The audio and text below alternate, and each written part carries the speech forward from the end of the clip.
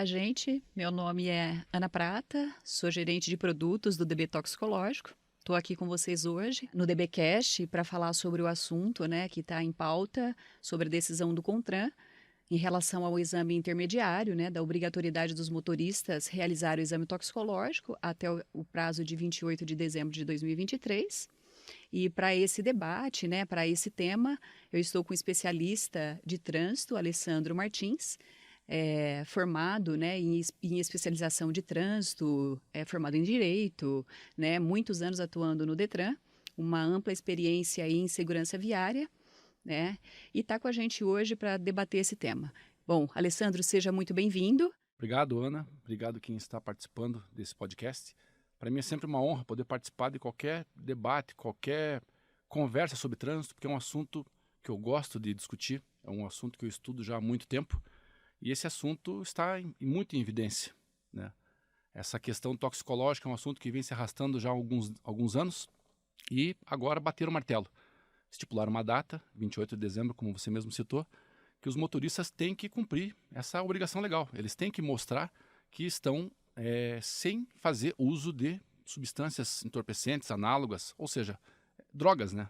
Drogas que muitas pessoas usam para que consigam cumprir a jornada, muitas vezes extensiva, por mais que haja uma lei que estipule carga horária, descanso, né, a lei do motorista, mas você sabe que muitas pessoas não tomam esse cuidado, não cumprem a lei, né? Eles fazem uso de substâncias que prolongam essa jornada de trabalho e, com isso, aumenta significativamente o número de acidentes nas ruas, nas estradas de todo o Brasil. Exato.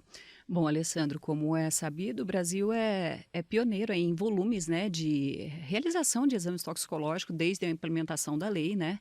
Então, nós estamos falando ali desde 2015, quando de fato, né, se tornou obrigatório e começou, né, os laboratórios a se credenciarem para poder atender essa exigência do CONTRAN.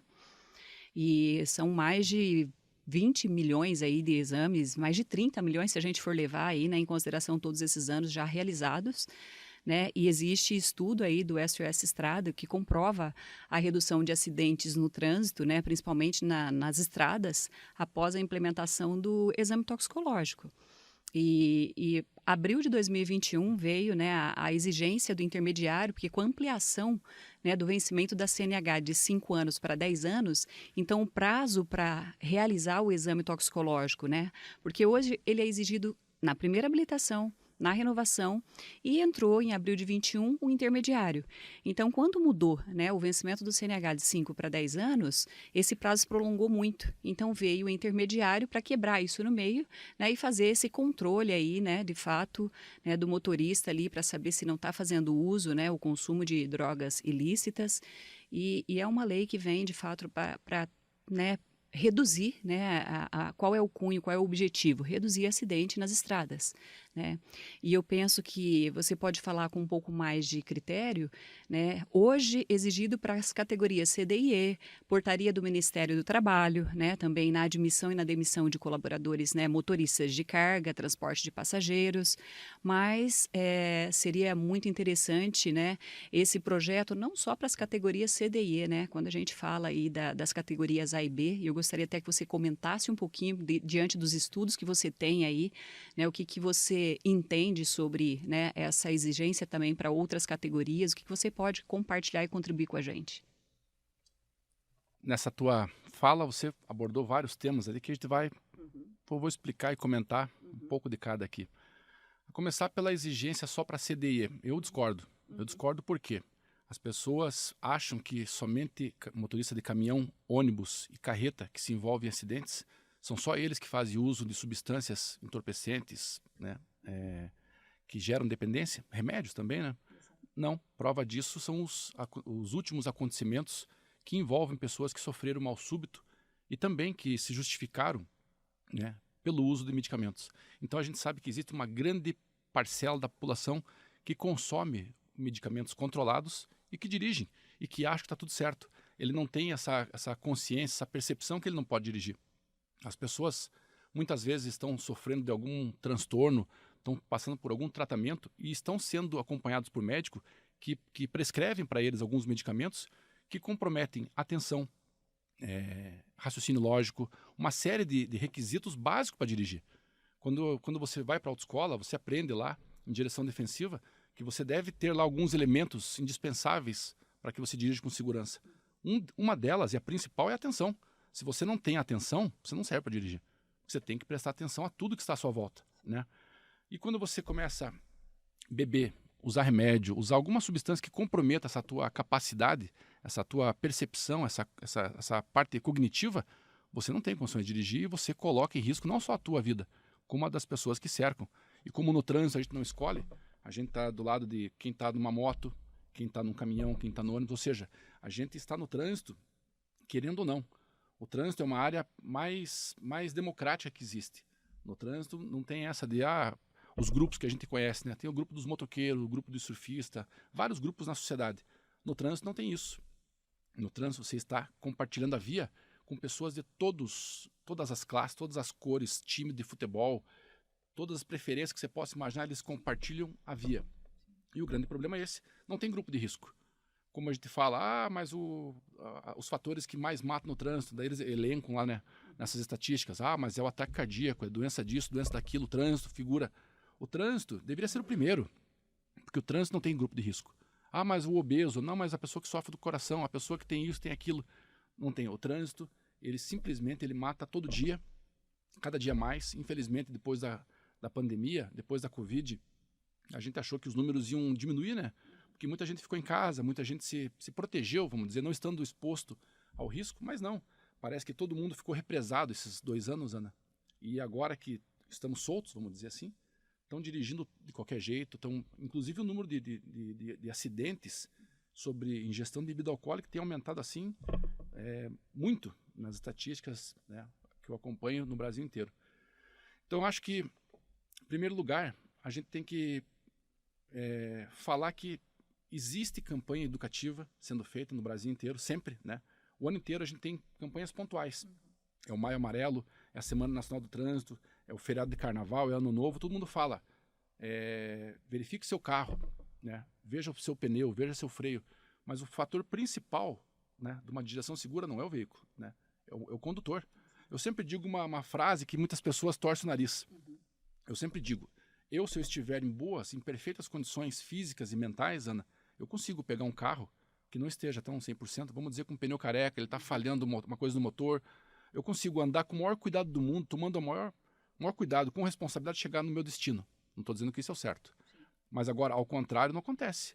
Uma pessoa sabe pegar um carro que acabou de sair da fábrica em perfeitas condições, mas se ela não estiver em perfeitas condições, ou seja, que tenha dormido bem, esteja com reflexo em dia, atento ao trânsito, ele vai se envolver em acidentes. Ou seja, o que eu quero dizer com isso é que o fator mais importante de um trânsito seguro é o fator humano.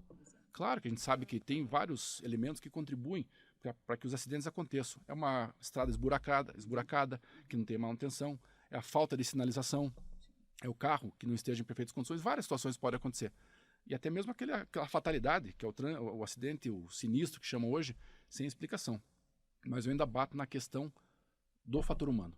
E, voltando a falar de toxicológico, é justamente isso que se visa quando uma lei entra em vigor agora, né, derrubaram os vetos que ela teve durante esse ano, que a partir de dezembro vai começar a atuação da multa de balcão, ou seja, aquela pessoa que se dirige ao órgão de trânsito para renovar a carteira, aí o próprio Detran, né, dos estados, o órgão executivo de trânsito, ele vai constatar que essa pessoa não fez o que a lei determina, que é realizar o exame. Então isso é chamado de multa de balcão. Exato. E é muito simples, né, Alessandro, hoje para o motorista saber se ele está adimplente ou não, porque ele pode consultar na própria CNH Digital que ele vai estar em aberto se ele fez ou não o exame toxicológico, né? Você pode falar um pouquinho sobre isso para a gente? Hoje temos a facilidade da carteira digital de trânsito, né? Todo mundo hoje tem um celular na mão com acesso à internet. Não é mais hoje um privilégio, hoje é uma necessidade, né? Uma questão de comunicação. Principalmente as empresas, ela precisa saber como é que está o motorista, alguma coisa que aconteça, ou seja, os motoristas têm celular e têm acesso à internet justamente para essa comunicação. E não custa que ele baixe o aplicativo, que é de graça, inclusive. Ele baixa, ele tem lá todos os seus documentos, inclusive do carro, da sua carteira de motorista e também as informações sobre multas e principalmente sobre a regularidade do exame toxicológico. E caso ele receba a mensagem, o alerta no próprio aplicativo de que está irregular, é obrigação dele correr. Ele tem tempo, né, de regularizar antes de tomar essa multa balcão que vai ser implementada a partir de dezembro. Ele tem a possibilidade de fazer essa coleta fornecer o elemento para que seja analisado nessa questão do exame toxicológico, ele pode fazer essa coleta no Brasil inteiro. Exatamente. Né? Ele pode fazer. Ele pode submeter esse exame e comprovar que está tudo certo. Exato. Falando um pouco do DB, da estrutura do DB, né? Hoje são mais de 9 mil, né, laboratórios credenciados junto ao DB diagnóstico, né, para toxicológico, então PCLs habilitados, né, credenciados, com coletores aí treinados e certificados, são mais de 2.500, né, PCLs, né, que a resolução trata desta forma, que é o posto de coleta laboratorial apto, né, para atender esse motorista, então espalhados aí pelo Brasil. Então, eu falo que é fácil encontrar, né, um local seguro, certificado, né, que ele vá lá, faça a coleta, né, e envie isso para um laboratório que seja credenciado junto ao Senatran, acreditado pelo Inmetro. Essa é a importância, né? É aí que a gente traz, de fato, né, a segurança de um exame, né, que é sério, que salva vidas, né, e que coloca aí, de fato, além do objetivo econômico que toda empresa está para gerar, né, resultado está para gerar, né, lucros, mas existe um cunho social, né, e um objetivo muito grande por trás disso tudo, né, que é a segurança das vidas, né, e a segurança nas estradas, certo, Alessandro? Exatamente. Como você bem falou, toda empresa visa lucro. Né? Ninguém monta uma empresa para filantropia. Mas, já que existem os laboratórios credenciados, postos de coletas, né, o motorista tem que fazer a parte dele. Ele tem que simplesmente cumprir a lei. E o que deveria acontecer mais é despertar essa consciência, né? Porque não é, quando a gente fala assim de motoristas, de acidentes, de trânsito, a gente pensa no global. Mas é uma pequena fatia da população, dos motoristas, né, que não cumprem leis. Mas essa pequena fatia, ela é capaz de causar um estrago muito grande. A gente fala em guerra, agora, recentemente, tem aí guerras acontecendo no mundo, né? E a gente olha para essa situação pensando, nossa, que tristeza que está acontecendo, né? Olha que tragédia, quantos inocentes morrendo. No Brasil acontece a mesma coisa. O trânsito mata todo dia.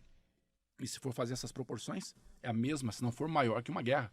A gente tem essa guerra interna aqui dentro. Exato. Mas eu vejo que o Brasil ele tem uma grande oportunidade, viu, Alessandro? Por quê? Ele deu o pontapé inicial, que é a exigência do exame toxicológico.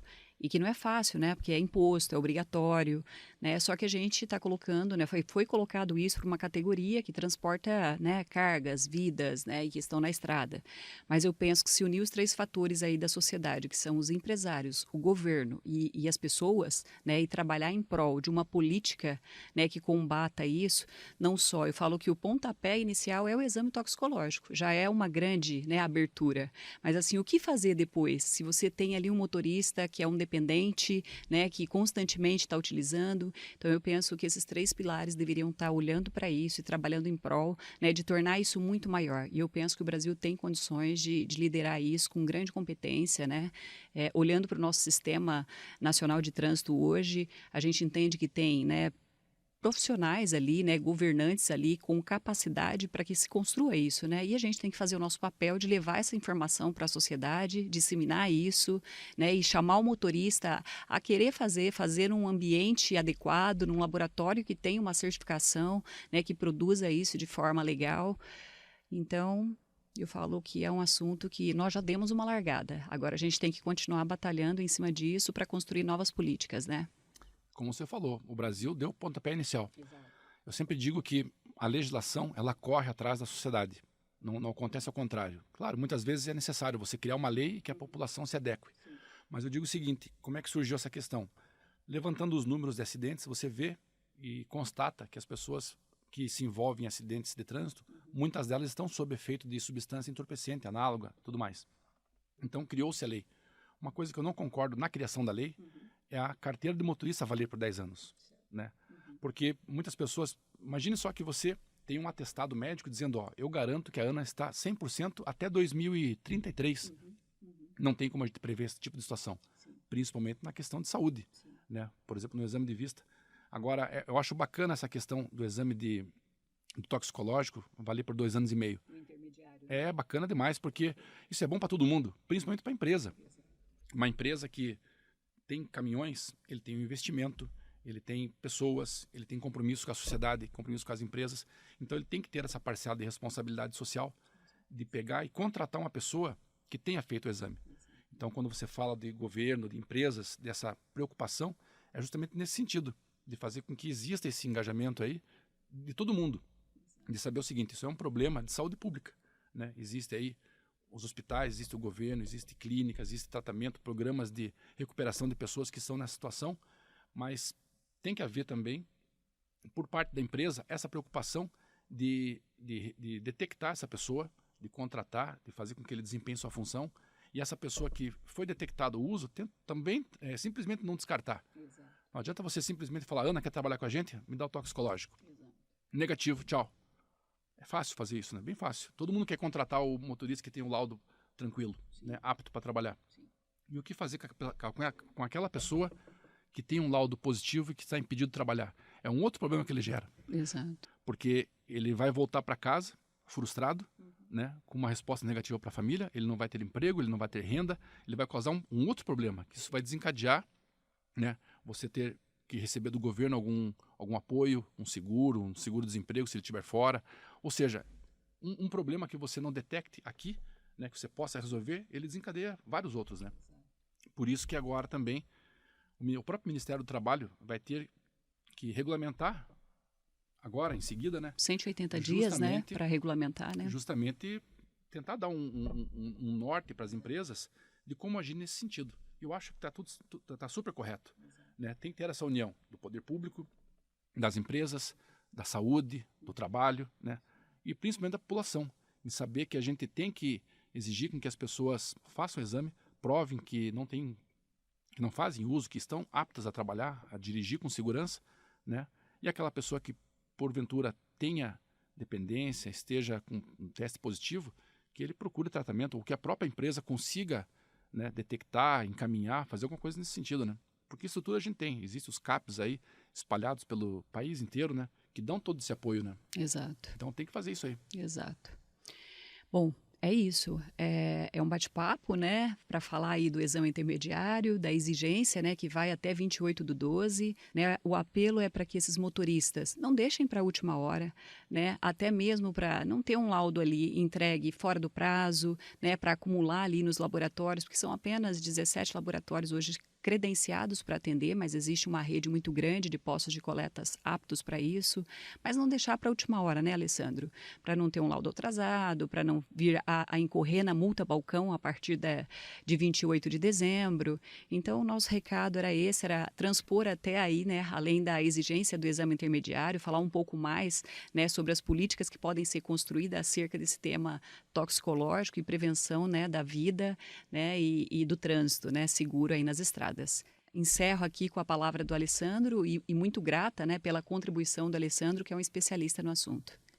Imagina, eu que sempre agradeço qualquer convite para falar sobre o assunto trânsito. É sempre prazeroso a gente comentar e compartilhar um pouco de experiência. E frisar, como você mesmo disse, para que o motorista não perca o prazo, né? Que ele corra, deixar sua carteira em dia, porque o grande problema é se ele for flagrado, tanto no Detran ou quanto numa abordagem policial, porque ele vai ter a aplicação da multa e a multa não é barata, né? Ele pode ter problemas de suspensão do direito de dirigir, né? Uma multa cara, né? Uma multa superior ao salário mínimo. Então ninguém quer ter uma multa na carteira, quer ter pontuação, ficar sem dirigir, né? A própria empresa não vai possibilitar aquele trabalho, então ele fica parado, são dias que ele fica sem receber, ou seja, é uma série de problemas. Então mais vale ele ser consciente, né? Dar entrada no processo de renovação de carteira, se estiver próximo, faça seu exame, ou seja, mantenha essa documentação em dia, garanta o que a lei prevê, salve vidas e dirija com segurança. É o que a gente tem a fazer, né? Exato. Bom, é isso, gente. Eu agradeço mais uma vez o Alessandro, né? O nosso DBcast encerra por aqui e conto aí com a participação de todos para disseminar essas informações, né, nas mídias e trabalhar em prol da segurança e da vida no trânsito.